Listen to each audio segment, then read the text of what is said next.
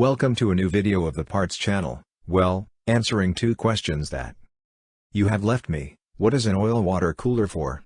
And where is it located?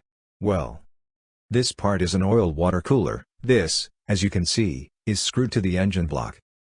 Both the coolant and the oil circulate inside this part. The function of the coolant is to keep the temperature of the oil constant, to prevent the oil from acquiring an excessive temperature, because the temperature of the refrigerant is transferred to that of the oil. As I say, they are separated by very thin sheets of aluminum. Why is it located in this position?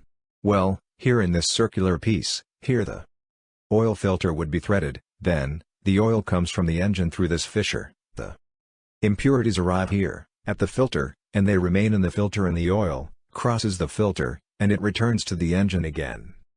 Through the central circle, it is where the filter is threaded. That way, it would return to the engine again. But already filtered. If you want to find this piece, where do you find it? You should look always where you have the oil filter. It is almost always located there. Well, I hope this video has cleared up any doubts, and if so, don't forget to give a like and subscribe to the channel.